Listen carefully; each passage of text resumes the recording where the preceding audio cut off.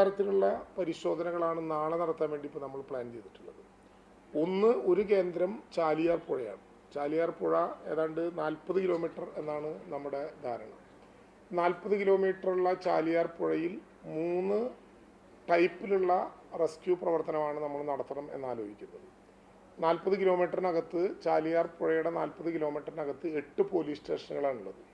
ഈ 8 പോലീസ് സ്റ്റേഷൻ്റെയും അതിർത്തിയിലുള്ള പുഴയുടെ ഭാഗങ്ങളിൽ പോലീസും പൂർണ്ണമായി പ്രദേശത്തെ സന്നദ്ധ പ്രവർത്തകരായിട്ടുള്ള, പ്രത്യേകിച്ച് ഇത്തരം സംഭവങ്ങൾ നേരത്തെ പങ്കെടുത്ത് പരിചിതരായിട്ടുള്ള, പുഴ നന്നായിട്ട് അറിയാവുന്ന ആളുകളെ കൂടി ഉൾപ്പെടുത്തിക്കൊണ്ട് ഉള്ള തെരച്ചിലാണ് ഒരു പോർഷൻ.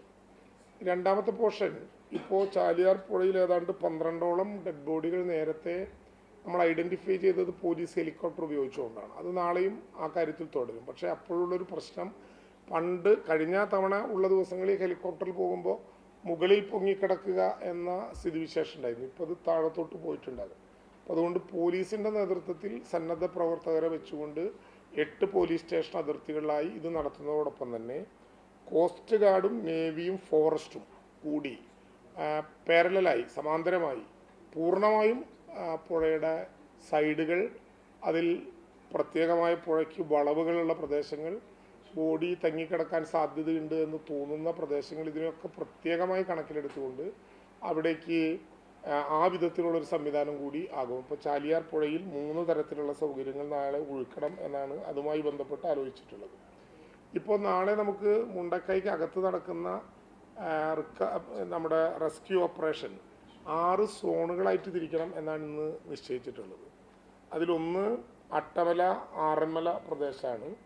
2 ഏറ്റവും കൂടുതൽ അപകടം നടന്ന മുണ്ടക്കൈയാണ്. 3 പുഞ്ചിരിമറ്റാണ്. 4 വില്ലേജ് റോഡാണ്. 5 സ്കൂൾ ഏരിയയാണ്. 6 ഡൗൺ സ്ട്രീമാണ്.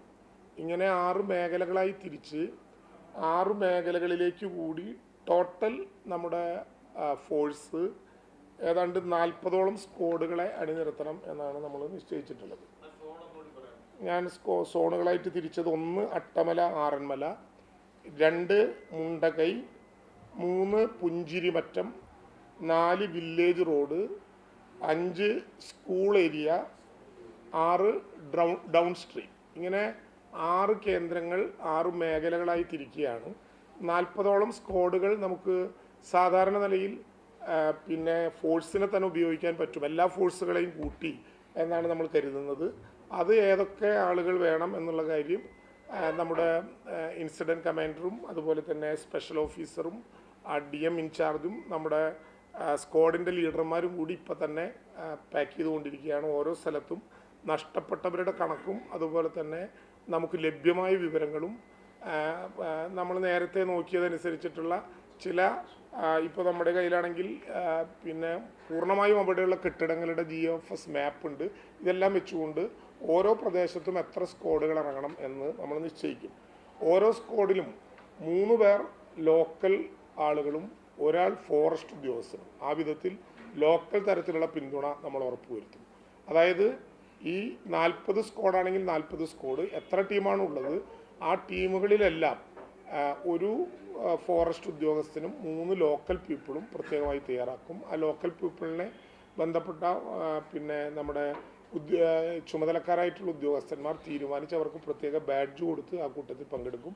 അതിന് പുറമെ പ്രാദേശിക നിവാസികളുടെ കൂടി ചൂണ്ടിക്കാണിക്കലും ഇടപെടലുകളും നമുക്ക് കുറെ കൂടി വേഗത വർദ്ധിപ്പിക്കാൻ ഇടവരുത്തും എന്നാണ് നമ്മൾ കരുതുന്നത്. ഇതിനാവശ്യമായിട്ടുള്ള മറ്റു സംവിധാനങ്ങൾ, എല്ലാ ടീമിനും ലീഡർമാർ, എല്ലാ ടീമിലേക്കും ആവശ്യമായിട്ടുള്ള JCBയും ഹിറ്റാച്ചിയും, എല്ലാ ടീമിലേക്കും കട്ടിംഗ് മെഷീനുകൾ, എല്ലാ ടീമിലേക്കും വോളണ്ടിയേഴ്സ്, 20 വളണ്ടിയേഴ്സെങ്കിലും പങ്കെടുക്കാവുന്ന വിധത്തിൽ വോളണ്ടിയേഴ്സ്, എല്ലാ ടീമിലേക്കും 2 സ്ട്രക്ചറുകൾ, ബോഡി കിട്ടിയാൽ ഉടനെ തന്നെ പുറത്തെത്തിക്കാവുന്ന വിധത്തിൽ 2 സ്ട്രക്ചറുകൾ. അതിന് പുറമെ അകത്ത് 25 ആംബുലൻസും പുറത്ത് നമ്മുടെ പോളിടെക്നിക് ക്യാമ്പസിനകത്ത് 25 ആംബുലൻസും. അങ്ങനെ ആംബുലൻസുകൾ 25 വീതം ക്രമീകരിക്കും. ബാക്കി ആംബുലൻസുകൾ മേപ്പാടിയുടെ പുറത്തായിരിക്കും നമ്മൾ പാർക്ക് ചെയ്യുക. 25 അകത്തും ബെയിലി പാലത്തിലൂടെ അകത്തും, ബാക്കി 25 നമ്മുടെ പോളിടെക്നിക്കിലും തയ്യാറാക്കും. ആ 25 കടന്നു പോകുന്ന ആംബുലൻസിന് പ്രത്യേകമായ പാസ് കളക്ടർ തന്നെ ഇഷ്യൂ ചെയ്യും. അതിൻ്റെ അടിസ്ഥാനത്തിലായിരിക്കും ആളുകൾ പോവുക. എല്ലാ ടീമിലും ഞാൻ നേരത്തെ പറഞ്ഞതുപോലെ കട്ടിംഗ് മിഷനറികളും മറ്റു ഉപകരണങ്ങളും വിദഗ്ധരായിട്ടുള്ള തൊഴിലാളികളും 2 സ്ട്രക്ചർ വീതവും ഉണ്ടാകും. അവിടെ കോണ്ടാക്ട് ചെയ്യാനുള്ള ഫോൺ നമ്പറുകൾ പ്രത്യേകമായി നമ്മൾ കണ്ടെത്തുകയും ചെയ്യും.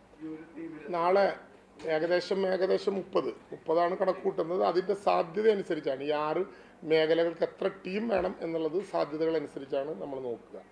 നാളെ വൈകുന്നേരത്തോടു കൂടി ഡൽഹിയിൽ നിന്ന് drone based intelligent buried direction അങ്ങനെ പ്രത്യേകമായൊരു റഡാർ സംവിധാനം ഡൽഹിയിൽ നിന്ന് നമ്മൾ ആവശ്യപ്പെട്ടതനുസരിച്ച് നാളെ വൈകുന്നേരം കോഴിക്കോട് എത്തിച്ചേരുമെന്ന് അറിയിച്ചിട്ടുണ്ട്. മറ്റന്നാൾ രാവിലെ അതിൻ്റെ ഓപ്പറേഷൻസ് നടത്താൻ വേണ്ടി കഴിയും. അത് കുറെ കൂടി ആഴത്തിൽ ഭൂമിക്കടിയിലുള്ള സംവിധാനങ്ങളെ തിരിച്ചറിയാൻ കഴിയുന്ന വിധത്തിലുള്ള പ്രത്യേക ടെക്നിക്കൽ സംവിധാനമാണ് എന്നാണ് ഞാൻ പറഞ്ഞത്. ടെക്നിക്കൽ സംവിധാനമാണ് എന്നാണ് നമുക്ക് മനസ്സിലാക്കാൻ വേണ്ടി കഴിഞ്ഞിട്ടുള്ളത്.